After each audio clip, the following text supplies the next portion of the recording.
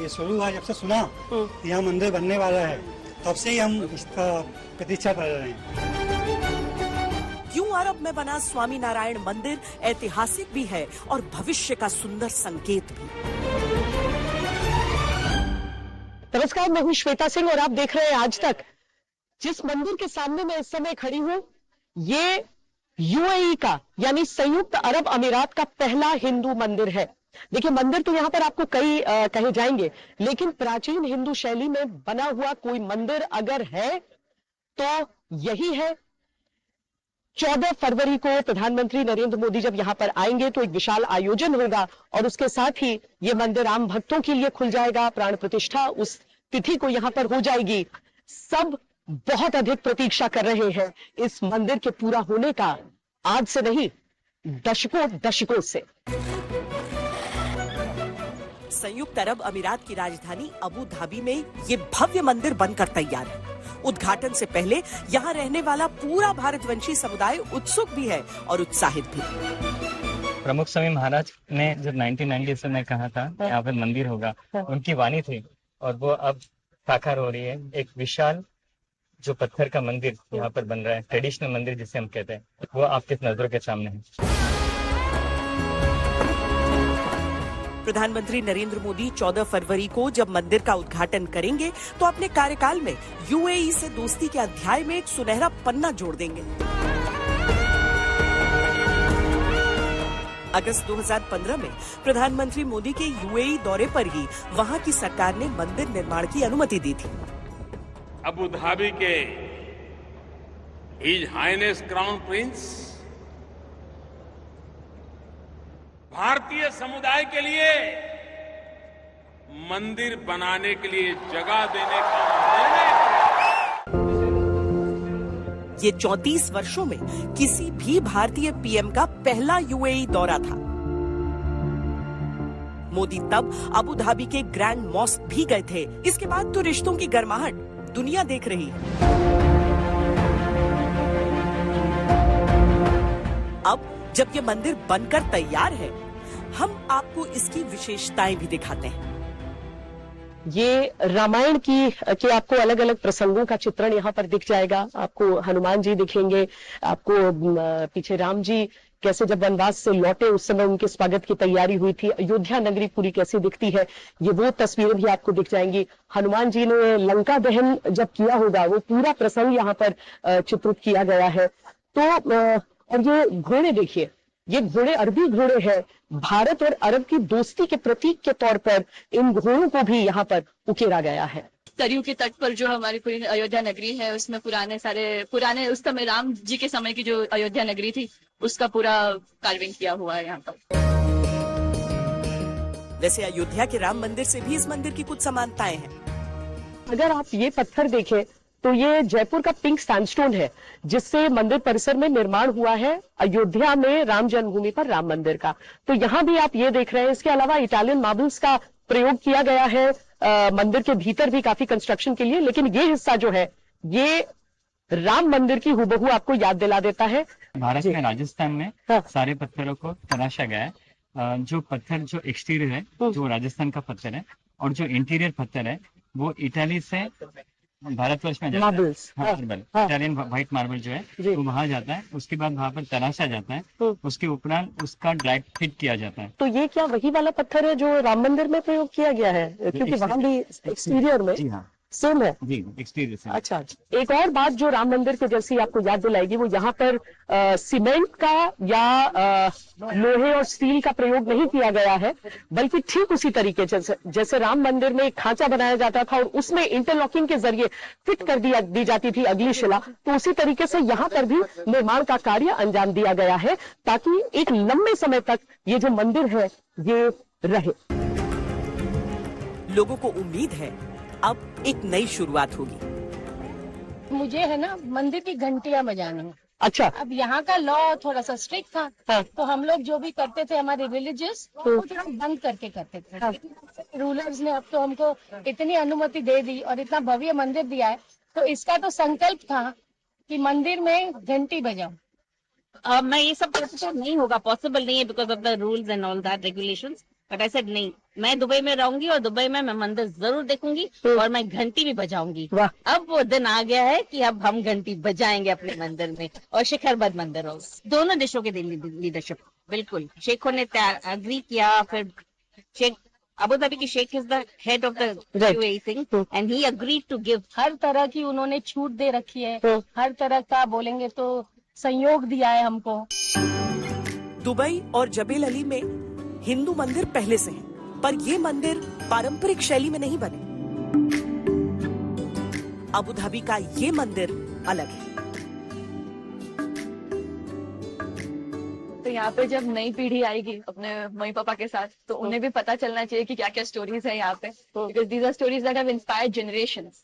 और ये सब स्टोरीज जो यहाँ पे बड़े होने वाले बच्चे जैसे कि मैं, हमें इतनी ज्यादा जानकारी नहीं थी, इस मंदिर के द्वारा वो जानकारी हमें मिल रही है। बनारस की जो गंगा घाट है, उनका जो एक एक्सपीरियंस है उसे यहाँ पर क्रिएट करने की कोशिश की गई है। यहाँ पर अगर आप सामने देखें तो नीचे जो है वो आपकी गंगा बह रही होगी, सामने आप बैठकर you can just sit over there, relax, introspect कि आप इस मंदिर से वापस क्या लेके जा रहे हैं। शाम को आरती का समय है, आप आरती कर सकते हैं। मंदिर जब बहुत सुंदर लाइट्स से सजा होगा तब आप उस तरह से उस मंदिर को भी एक देखने के लिए एक बहुत ही अच्छा पिक्चर्स व्यू जिसे हम कहते हैं वो यहाँ पे आपको मिलेगा इधर बैठकर। ये यूएई के भारतवंशी हैं जो आपको इस समय दिख रहे हैं। आप हाथों में झाड़ू लिए साफ सफाई के लिए आते हुए देख रहे होंगे, लेकिन इनका जो प्रमुख कार्य है आम जीवन में वो कुछ अलग है। आज ये सब यहाँ पर अपनी संस्कृति के सिपाही बनकर आए हैं, क्योंकि यहाँ पर स्वच्छता ये करना चाहते हैं, यहाँ पर अपना योगदान देना चाहते हैं, और इसीलिए मुस्कुराहट के साथ, खुशी के साथ, अपनी पूरी आस्था और विश्वास के साथ यहाँ पर आए हैं और अपनी ये वॉलंटियर सर्विसेज यहाँ पर देंगे। यहाँ रहने वाला हर व्यक्ति अपना योगदान मंदिर को समर्पित करना चाहता है। क्या ये सही है? मुझे बताया सबने कि आपने अपनी नौकरी तक छोड़ दी क्योंकि आप यहाँ कार्य में लगना चाह रहे हैं। जी। एंड आई फील ब्लेस्ड क्योंकि ऐसी opportunity because of the blessings ही मिलती है। पर आप क्या करते थे? Yes, my profession I am a dairy technologist. मैंने आनंद गुजरात से बीटेक किया है। उसके उपरांत मैं यहाँ 18 वर्ष तक प्रोडक्शन मैनेजर की नौकरी करता था। इस मंदिर निर्माण की कहानी भी सुनिए। पहली बार ये विचार कहाँ से आया? जो ये मंदिर है, इसका जो सोच है, इसका जो संकल्प है, वो हमारे जो गुरुजी है प्रमुख स्वामी महाराज, उन्होंने 1997 में किया था। तो वो उस समय यूएई की यात्रा पे थे। उनको हरिभक्त शारजाह के डेजर्ट में ले गए थे और उनसे रिक्वेस्ट किया था कि स्वामी आप इस भूमि को आशीर्वाद दें। तो उन्होंने अपनी चप्पल खोली, अपना अंगूठा रेती पे रखा और कहा कि अबू धाबी में मंदिर होगा। और उस समय ये सोचना कि अबू धाबी में मंदिर होगा अपने आप में ही एक बहुत बड़ा संकल्प था। पर जो प्रमुख स्वामी का संकल्प था, एवरीथिंग स्टार्टेड फ्रॉम देयर। और आप हमारे मंदिर के डिजाइन में देखेंगे तो वही जो रेत का टीला है, that has been put as the beginning. अच्छा। That is the beginning of this मंदिर, that is the beginning of the संकल्प। और उन सत्पुरुष के संकल्प से ये आज संभव हुआ है। तो that is the beginning। और जमीन हमको 2017 में मिली। और 2017 में जब मोदी जी आए थे तब उन्होंने डिक्लेयर किया था कि हमको जमीन देंगे जी। और उसके बाद ये जमीन मिली और उसके बाद इसका डिजाइन वर्क और उनके जो भी रेलेवेंट अप्रूवल है वगैरह शुरुआत हुई। और कितने एकड़ में है ये? जो मंदिर है टोटल जमीन अपनी 27 एकड़ है। अच्छा। 13.5 एकड़ में मंदिर है और 13.5 एकड़ में पार्किंग है। ये मंदिर यहाँ रहने वाले भारतवंशियों के लिए अपनी संस्कृति नई पीढ़ी को समझाने का जरिया है और अपनी जड़ों से जुड़े रहने का एहसास भी।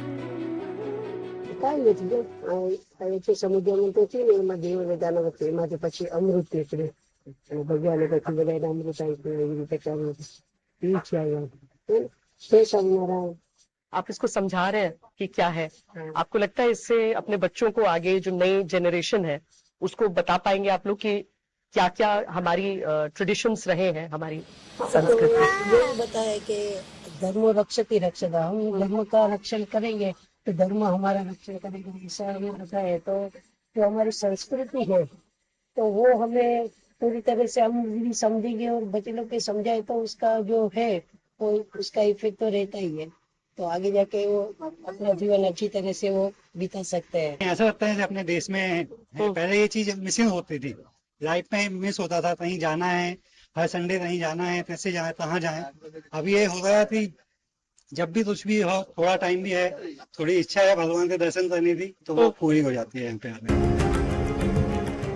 इस्लामिक देश में रहने के कारण जिन लोगों को पूजा संस्कारों में भी कटौती करनी पड़ती थी, वो यहाँ मुंडन से लेकर जनेऊ संस्कार कुछ भी कर सकते हैं। ये मंदिर के नीचे का हिस्सा है, यानी कि भूतल से एक तल अगर आप नीचे रहे, अभिषेक मंडपम इसे कहा गया है। यहाँ पर अगर आप देखें तो देखिए जहाँ की परंपरा होती है उसका समावेश हो जाता है, तो यहाँ पर आपको थोड़ा सा एक दूसरी शैली का भी समावेश यहाँ पर दिख जाएगा। और यहाँ पर जो भी लोग पूजा पद्धति अलग से करना चाहते हैं, कोई संस्कार करना चाहते हैं, तो अभिषेक मंडपम में आकर वो अपने निजी समारोह भी पूजा पद्धति के अनुसार कर सकते हैं। और ये अभिषेक कक्ष से होते हुए देखिए जो जहां पर मंडप है, जहां पर पूजा होगी, जहां पर स्वामी नारायण जी एक बैठी हुई मुद्रा में स्थापित किए जाएंगे, इसके आगे का हिस्सा देखिए जिसे अभी शीशे से ग्लास से कवर किया जा रहा है, इसके नीचे जो जल प्रवाहित होगा इसे जो सरस्वती नदी है उनसे जोड़कर यहाँ पर देखा जा रहा है। विलुप्त है, आंखों से नहीं नजर आती है प्रत्यक्ष, लेकिन हिंदू संस्कृति में, हिंदू सोच में, हिंदू सभ्यता में ये मान्यता है कि सरस्वती जी है। और इसे उसी रूप में यहाँ रखा गया है कि जब अभिषेक यहाँ पर किया जाएगा तो इसी से होकर, इसी धारा से होकर प्रवाहित होगा सरस्वती नदी का जल। पूरे मंदिर प्रांगण की विशेषताएं भी हम आपको बताते हैं। इधर आप देख सकते हैं जो पहला कॉम्प्लेक्स है, ये एक मीटिंग सेंटर, मजलिस जिसे हम कहते हैं, अरबिक में, बिल्कुल यस, अरबिक में मतलब ध्यान रखा गया है कि जो लोकल भाषा है, सेंसिबिलिटीज है, उनका भी ध्यान रखा गया है। सो ये मंदिर आप एक तरह से कह सकते हैं एक अमालगमेशन है, एक सेतु है between the Arabic culture and the Indian culture. ये वाला जो आप एक मार्की जैसी देख रहे हैं, एक टेंट जैसा देख रहे हैं, ये एक इमर्सिव शो होगा। अच्छा, एक ओरिएंटेशन हॉल जैसा एग्जीबिशन होगा यहाँ पे। इसमें हमारे मंदिर में 7 शिखर है। हाँ। 7 जो शिखर है वो इधर 7 एमिरेट्स है, 7 को रिप्रेजेंट करते हैं। और हर शिखर में इंडिया के जो भी सब बड़े बड़े देवी देवता हैं वो स्थापित है। तो मंदिर में सेंटर में अक्षर पुरुषोत्तम महाराज जो भगवान स्वामीनारायण हैं, फिर राम जी और उनके भक्त परिवार पूरा, कृष्ण भगवान उनका भक्त परिवार पूरा, साउथ से अयप्पा जी, तिरुपति बालाजी, शिव जी और लास्ट में जगन्नाथ जी। ऐसे 7 शिखर, साथ में इंडिया के भी सारे विभिन्न प्रांतों से जो भी बड़े बड़े देवी देवता है, क्योंकि ये जो रीजन है ये अमालगमेशन पॉट है। यहाँ पर 5-6 लाख जो इंडियंस है रहते हैं और वो इंडिया के सारे प्रांतों से है। तो सारे जो हमारे बड़े बड़े देवी देवता है सभी मंदिर में स्थापित है। कैसे, किस रास्ते से आते हैं ये पत्थर? ये पत्थर सारे इटली से, अगर इटली से सोर्स किया जाता है तो इटली से आते हैं राजस्थान, भारत से आते हैं, राजस्थान से आते हैं, कंडला पोर्ट जो है वहां से फिर शिप होके यहाँ यूएई में आते हैं। And then from there it is shipped back to the mandir. अच्छा जी। तो यहाँ पर इसीलिए मैं ट्रेन्स भी देख रही हूँ, मजदूरों को लगा हुआ देख रही हूँ, राउंड द क्लॉक यहाँ भी काम होता है। Absolutely yes. बहुत छोटे समय में क्योंकि हो गया है ये पूरा। जी यस। राजस्थान के भरतपुर डिस्ट्रिक्ट का ये सब पत्थर है। ये कार्विंग सब सिरोही डिस्ट्रिक्ट के पिंडवाड़ा में सब कार्विंग किया हुआ है। कितना खुश है, कितना प्रसन्न है आप? बहुत खुश है कि ये पत्थर यहाँ लगा हुआ है। और प्रमुख स्वामी महाराज 97 के अंदर जो संकल्प किया है, तो वर्तमान में महंत स्वामी महाराज के द्वारा यह साकार हुआ है। और इतनी सारी नक्शी देखकर और इतना शिल्प स्थापत्य देखकर हम बहुत खुश हो रहे हैं। शिलाओं पर शिल्पकारी के बाद इन्हें समुद्र के रास्ते भारत से अबू धाबी लाया गया और इस सुंदर मंदिर का निर्माण किया गया। तो ये कार्विंग होकर आता है और आप लोग इसको थोड़ा सा और फाइन वो करते हैं, अच्छा सफाई होता है, सफाई करते हैं इसका ताकि पूरा क्लियर रहे यहाँ पर। फिर जो टूटता है ना, कोई बना के लगाता है। अब आप उस हिस्से को देखिए जो मंदिर पे आपको छत के हिस्से में दिखेंगे। यहाँ पर आप कल्प वृक्ष देख रहे थे, आगे के हिस्से में आएंगे तो इसे डोम ऑफ पीस कहते हैं, यानी कि एक तरह से समझिए कि शांति का शिखर है। और एक अलग हिस्से में अगर हम यहाँ पर जाएं तो यहाँ पर डोम ऑफ हार्मनी, यानी कि जब सारे लोग हैं वो किस तरीके से एक साथ मिलजुल कर रहे, जो कि प्रमुख सोच है इस मंदिर के निर्माण के पीछे, वो आपको यहाँ नजर आएगा। जितने भी आपको यहाँ की छत पर कार्विंग दिखेंगे उन सब के पीछे एक विशेष सोच आपको नजर आएगी। तो यहाँ पर सबको आमतौर पर तो आप देखेंगे कि पॉलिथीन से कवर करके रखा गया है। जो हिस्सा खुला है उसे इस तरीके से फाइबर के एक शील्ड के पीछे रखा गया है और उसमें आप वो बारीकी देख लेंगे। दरअसल इस मंदिर का भी जो निर्माण हुआ है इसकी शैली भारत की प्राचीन शैली ही है, ताकि ये 1, 2, 100, 50 वर्षों के लिए न बने बल्कि 1000 से अधिक वर्ष के लिए ये मंदिर रहे। कुल 96 स्तंभ जो आपको पूरे मंदिर के भीतर नजर आ जाएंगे और ये जो 96 स्तंभ हैं उन्हीं के को अगर आप ध्यान से देखें तो आप अलग अलग आकृतियां इस पर उकेरी हुई देखेंगे। कोई ना कोई सोच, कोई ना कोई विचार उसके पीछे है। और इसका जो मध्य खंड है वहां पर स्वामीनारायण जी के विग्रह की प्राण प्रतिष्ठा की जाएगी जब 14 तारीख को प्रधानमंत्री नरेंद्र मोदी यहाँ पर आएंगे। कुल मिलाकर 7 खंड यहाँ पर है।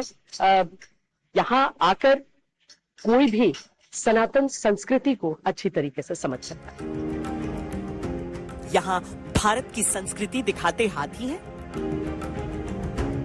तो अरब को दर्शाते ऊंट भी, और भारत अरब दोस्ती को दिखाते अरबी घोड़ों की आकृतियां भी।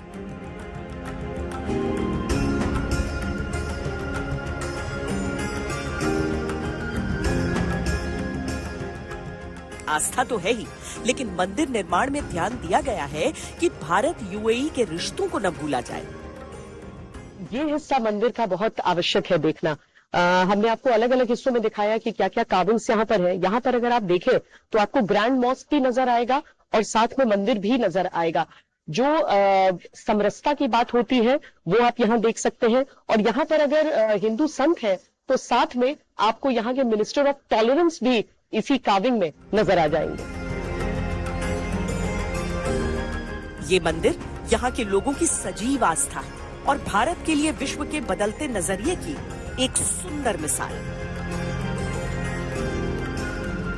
तो पूरी तेजी के साथ यहाँ पर अंतिम रूप में साफ सफाई, स्वच्छता सबका काम किया जा रहा है। सब यहाँ पर पूरी तल्लीनता से इसमें लगे